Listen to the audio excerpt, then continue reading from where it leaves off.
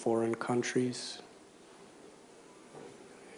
And in January of that year, there was a Ardh Kumbh Mela in Prayag. And Srila Prabhupada took them all there, where they did Nam Kirtan, Prasad distribution. Prabhupada was lecturing every day. And then in 1977, even though Srila Prabhupada's health was very difficult. In fact, it was the last year of his pastimes on this earth. Despite all inconvenience and the freezing cold there, he personally went to join his devotees at the Kumbh Mela in Prayag, just to put that emphasis of the importance.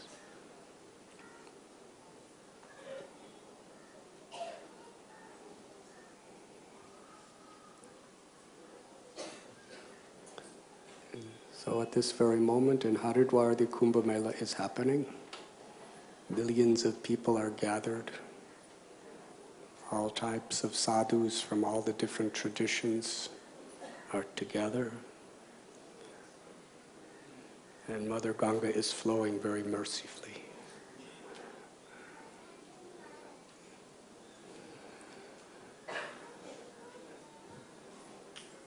I will speak for just a few minutes about how the original Kumbh Mela, or the very origin of this festival. It's described in Srimad Bhagavatam, 8th canto. And Krishna, he stages things in such a way to give the most crucial lessons to the world. Because in order to make spiritual progress, not only philosophy, but stories of how people follow the philosophy, and also stories of people who do not follow the philosophy, of what happens. And when Krishna wants to speak to the whole world for all time through holy scriptures, he makes his lessons on such a grand scale, with such powerful personalities, that lesson remains. Yes? It's like if Arvind Patel from Borivali makes an aparad to somebody, we're not going to talk about it 5,000 years later. But if it involves Indra and Durvasa Muni, it's big news forever. So Krishna stages things in a way that it will have longevity, the lesson. And Shukadev Goswami, he had 7 days to speak to Parikshit Maharaj. And Parikshit Maharaj wanted the essence, the highest perfection. He was a fit candidate. For Parikshit Maharaj, there was no need of trying to gradually build a bridge to connect him to the path of Dharma.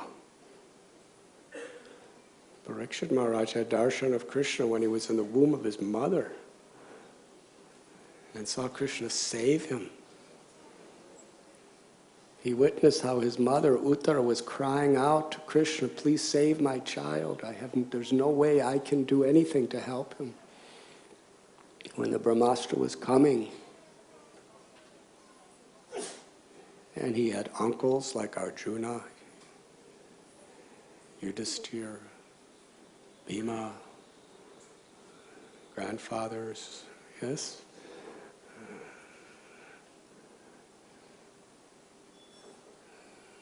very special person. And when he was cursed to die in 7 days, he had the most powerful armies on earth. He could have marched to Swami Grishi's ashram, punished him for this misdeed of his son. But Parikshit Maharaj understood the will of the Lord. Today, we heard a question from Bhaj Bihari Prabhu that if we're mistreated, should we tolerate it and forgive? Or should we clarify our position as being innocent? Or should we fight back?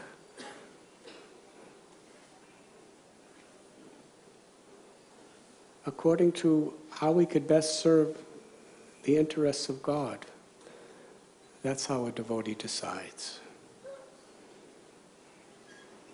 Bhima, he was a very, Ananda Vrindavan Prabhu asked the question, it's very tempting to be like Bhima. To fight, to eat, so many things. But actually Bhima was a great Vaishnava. He was forgiving, he was self-controlled, but he did what he personally could do to best serve Krishna. Yes, Krishna wanted him to fight that battle. So he had to do the needful for that purpose. Yudhisthira was doing all the forgiving and everything, but it didn't work.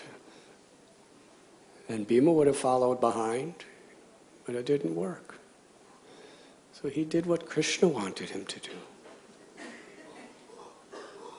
When Draupadi was offended, Bhima was very upset. It wasn't an offense against him, it was an offense against a great devotee, his own wife. But then we take his, what would you call it, nephew, Parikshit Maharaj. And he was cursed to die in 7 days. He didn't get angry. He didn't take revenge. Completely forgave the little child, Shringi, and his father, Swami Grishi. Not only did he forgive them, but he accepted that he was at fault. He made a mistake.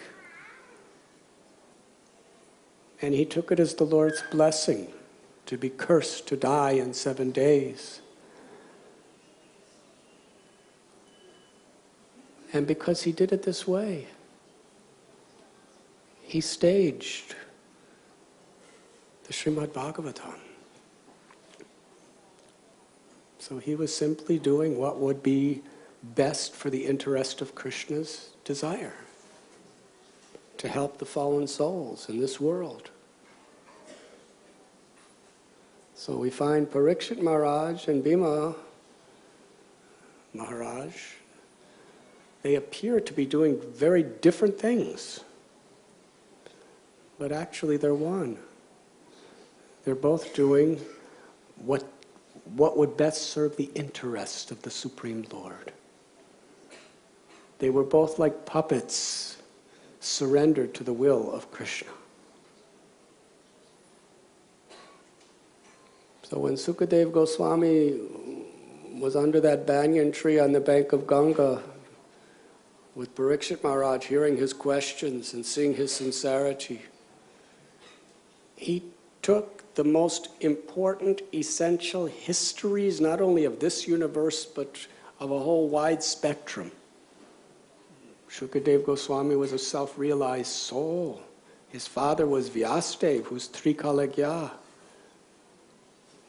He took the essence of all knowledge and the histories that portrayed that best to teach people the path of how to attain pure devotional service.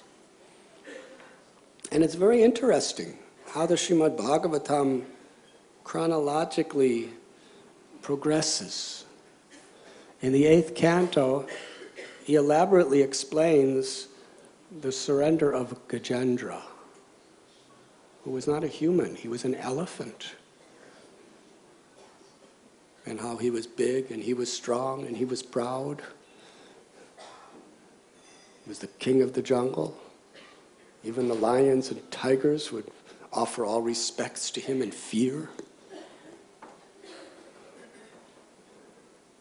But in that situation, even though he was the biggest and the strongest of everyone, in this material world, whether you're a demigod or an elephant, or anything in between, or an insect, situations will come beyond our control.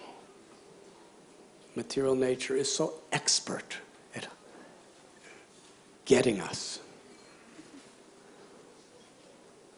Nothing could harm Gajendra. But when he was in the water, for those moments, and he wasn't in his own element, he was struck by a crocodile.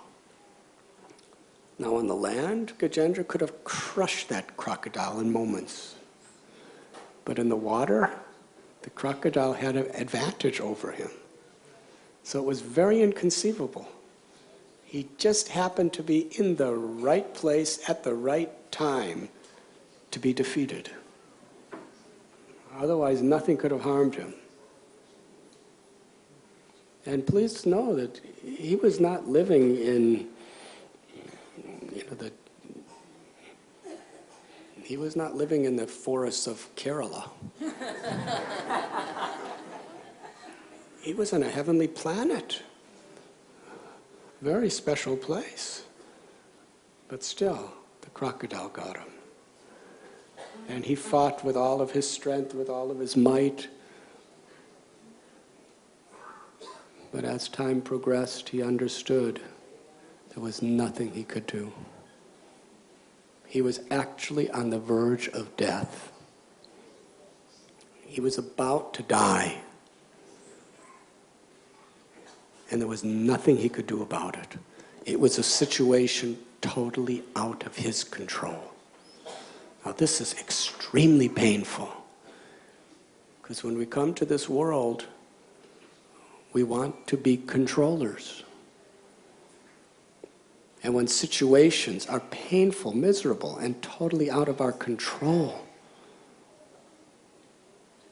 it's not only humiliating, it's miserable. But it was that situation in which Gajendra gave up his attachment to his elephant body and his elephant mentality and all the material possessions all around him, because he knew it was all going to be taken away in a second. And at that point, when he gave up this bodily conception, knowing it wasn't going to last, and he gave up all of his illusions that he was the proprietor and he was the controller and he was the provider, then he remembered his devotional activities from a past life. He was a devotee of Vishnu, and he learned many prayers. And he plucked a lotus flower and put it in the air and offered it to Krishna, and offered his prayers of love, prayers of surrender. And amazingly, Gajendra was not asking, please save me from this crocodile. Please save my life. His prayer was pure devotional service. I'm yours, my Lord. I offer my body, my words, my life, my everything to you. In the form of this lotus flower, I'm offering you my very life. Do what you like with it. I'm yours. And Krishna came down and saved him. But how he saved him is interesting. He didn't just save his life and tell him, now you go back home. He saved his life and then gave him a spiritual body, put him on an airplane and sent him to Vaikuntha.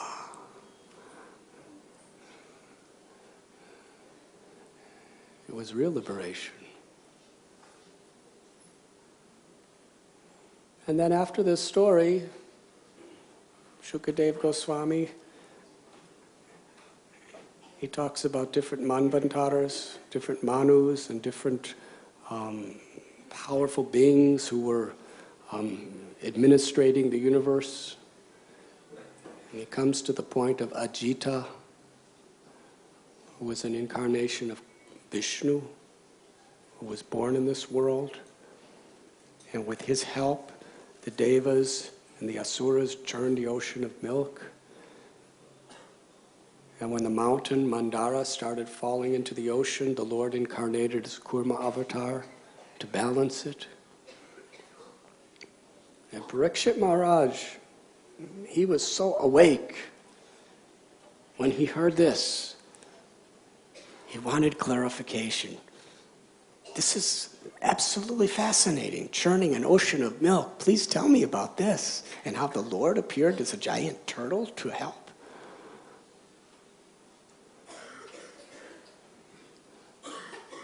And the story begins again with Indra. Now, when we talk about Indra, two things. We should, with great respect, because he's a Deva.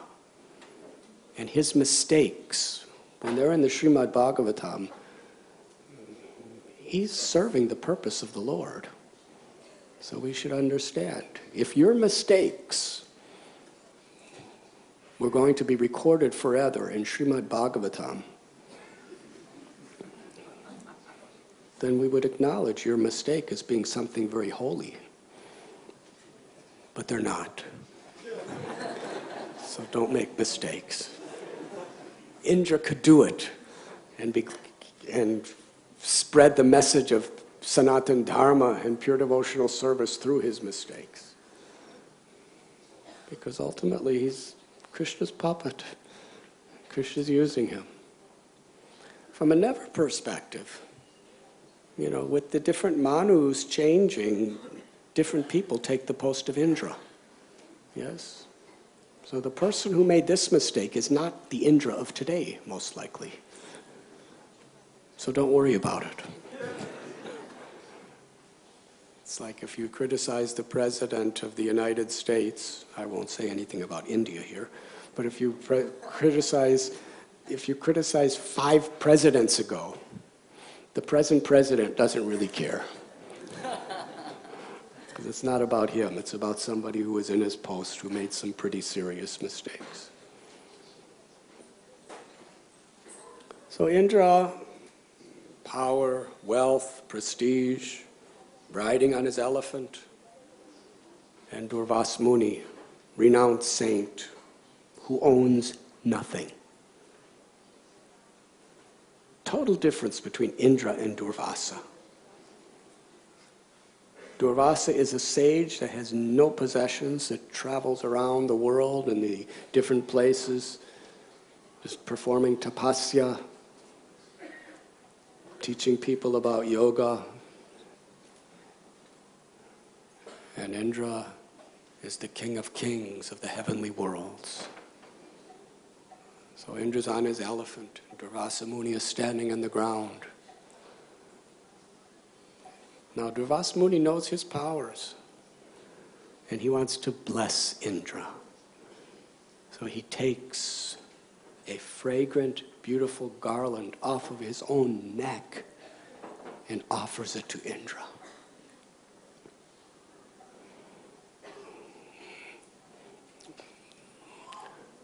Sometimes, when you have a lot and you really think yourself great, you cannot be grateful. If you're grateful, it's very unlikely that you'll ever make any serious offense to anyone. But if you're ungrateful, it's inevitable that you will. A grateful person thinks, I don't deserve anything.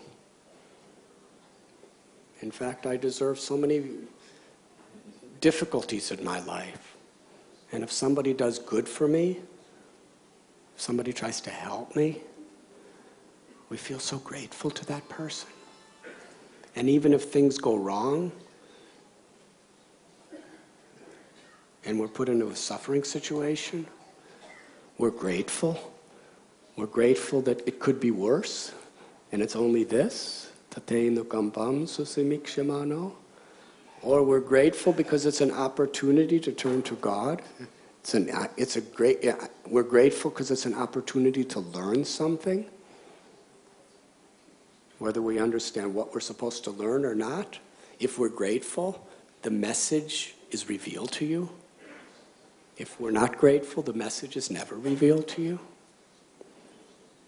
So gratitude means any situation. We're grateful to whatever comes in our life, even if they're the reactions to our own mistakes. We're grateful that God, through material energy or directly, whichever way, is trying to rectify from making these mistakes in the future. And if we've done nothing wrong and still some things are coming on me, at least that's what it appears. Even if we cannot understand specifically why, we're grateful because we have faith in the goodness of Krishna. We have faith that if we turn to Krishna, that's the real success in any situation.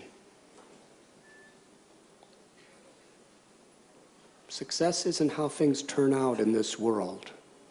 Success is how we turn to Krishna in the process.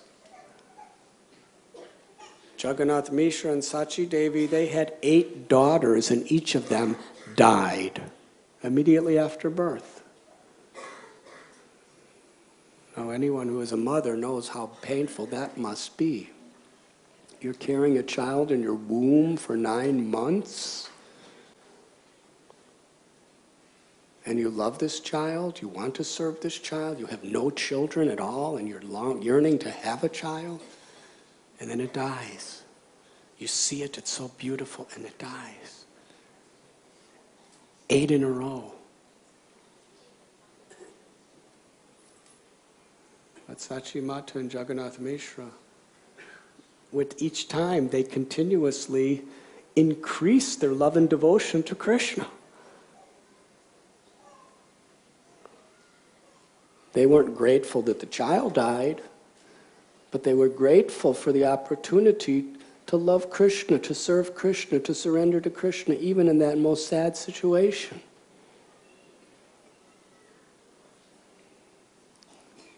Then they had a son, but he soon left home and took sannyas.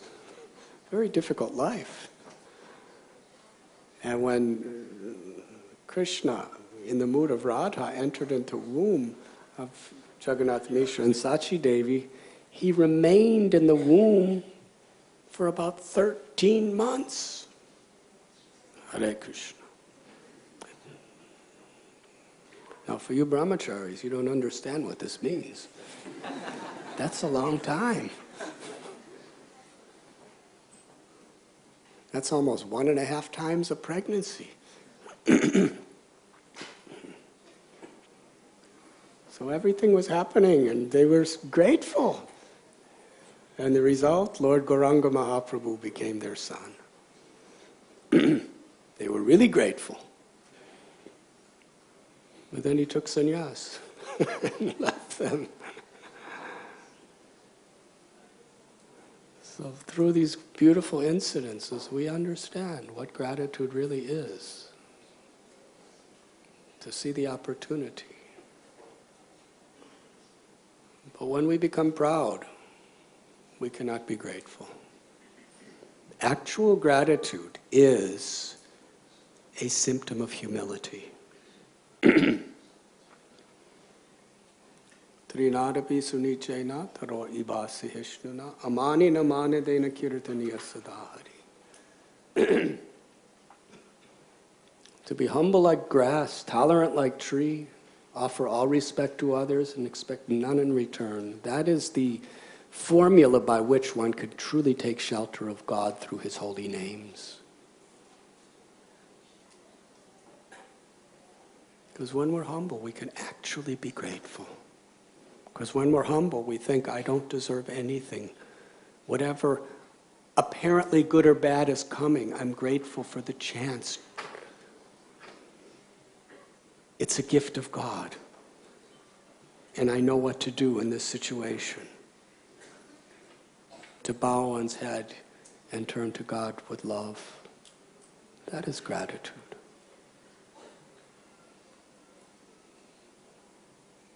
Queen Kunti prays, Janmaishwaraya Shruti Shibir Edamanamada Puman Naivarhat Yivadatum Vaitwam Akinchana Gocharam. That those who have material opulences, especially wealth, beauty, education, and prestige, which may come from a high birth or whatever, such persons, the tendency is they become proud of their beauty or their knowledge or their strength or their wealth or their fame. They can't be grateful. They can't cry out the name of the Lord with feeling. So here is Indra.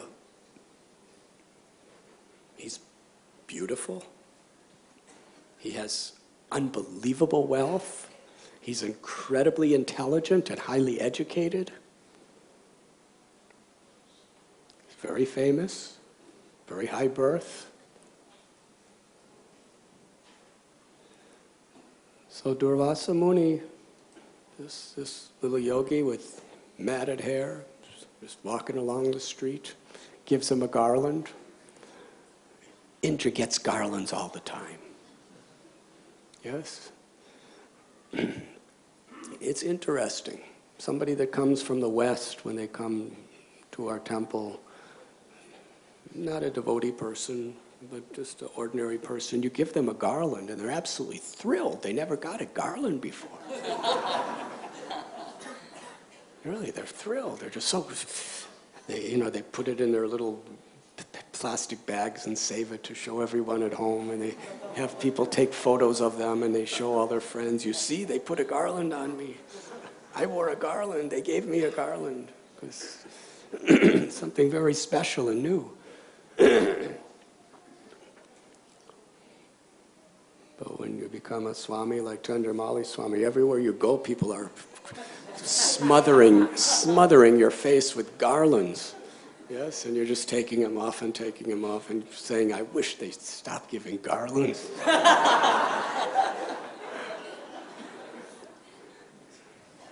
So we take things for granted. We take great things for granted. Now, a great personality doesn't even take the simplest things for granted. Srila Prabhupada was like that. If anyone did anything to assist him at any time in the mission of his Guru Maharaj, Prabhupada would never forget that. He was so grateful.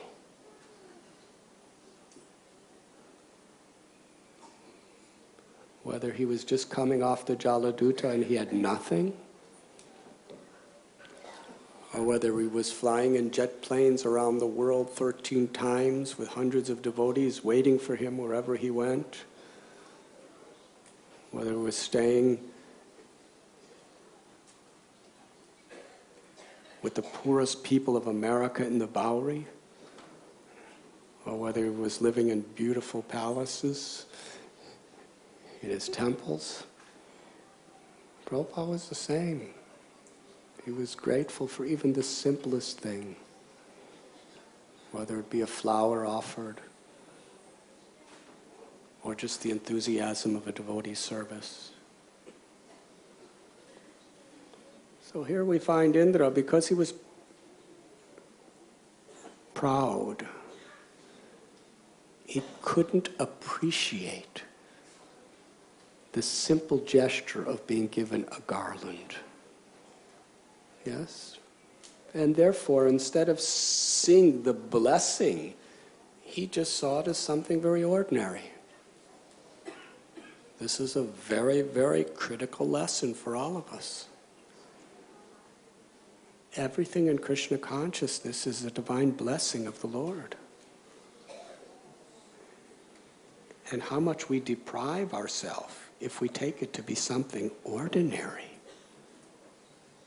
Every time we sit down to chant the holy names, every time we hear from a Vaishnava speaking, every time we open the Srimad Bhagavatam to read Prabhupada's purports, every time we come before the deity, every time we receive prasad, we are receiving divine blessings. Factually, it may have taken us millions of births of being born, struggling, and dying until we finally get these blessings. It's not ordinary. It's very rare. Any connection to bhakti is the rarest thing.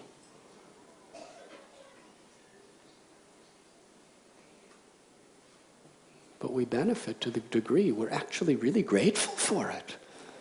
Because when we're grateful, we're going to acknowledge it, we're going to respect it. We're going to reciprocate with Krishna and with his devotees for giving it.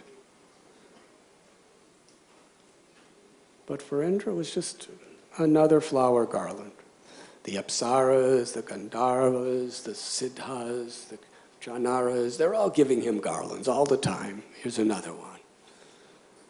So he didn't see the beauty of God's grace in this garland. He wasn't grateful. What did he do with it?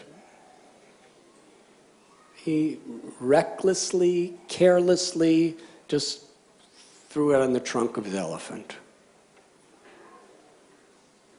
Now elephants, we just read about Gajendra just before.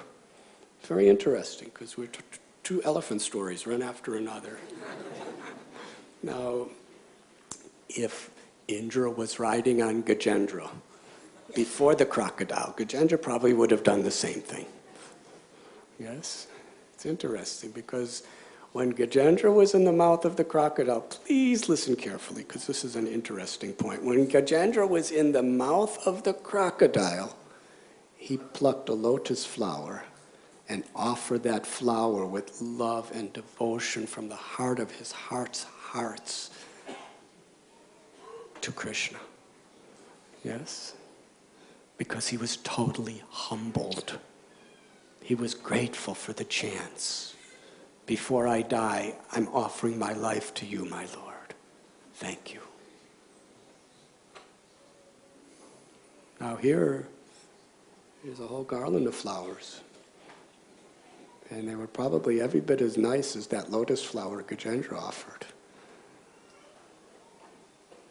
And this elephant, because he wasn't in the jaws of a crocodile, he was strutting around with the king of heaven on his back. Very prestigious position for the elephant too.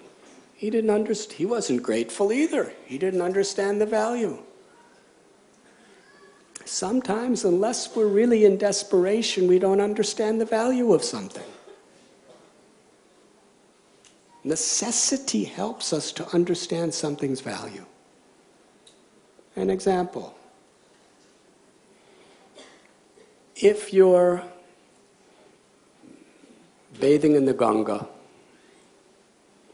and you open your mouth and somehow or other Ganga just fills your stomach, yes? And you just drink way, way more than you have the capacity to drink. And then you come out of the Ganga and you're like, you're going through all sorts of physical difficulties, and someone offers you a glass of water. How much will that water have value for you? Depending on who you are, you may just throw it down, or you may just say, well, later. It has no value for you because there's no necessity. But what if you just do Nirjal Ekadasi? And while you're doing Nirjal Nikadasi on that day, you do a full Govardhan Parikrama.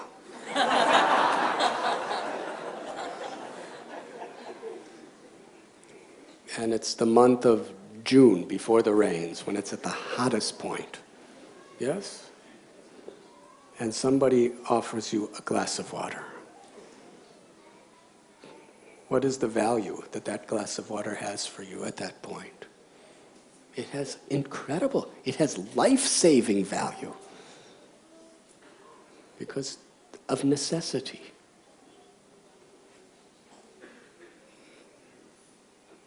A humble person always feels necessity. A proud person is full. Yes. I don't know how you say it in India, but in America, if somebody's really proud, they say you're full of it. I'm not going to say what the it is, but you're full of yourself. You're just full of yourself. And therefore you can't really appreciate anything of anyone, really, from your heart. You can't be grateful, because you're just filled with yourself. But a humble person, it's like you're empty inside. That is a blessing.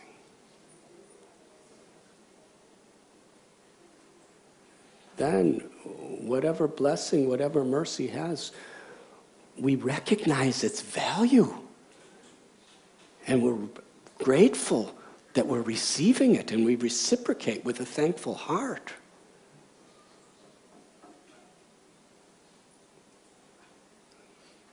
So for Indra, it's just another garland. For the elephant, didn't mean anything. He took that garland and threw it between his legs. And being between his legs, the legs came together as he was walking and crushed, smashed the garland.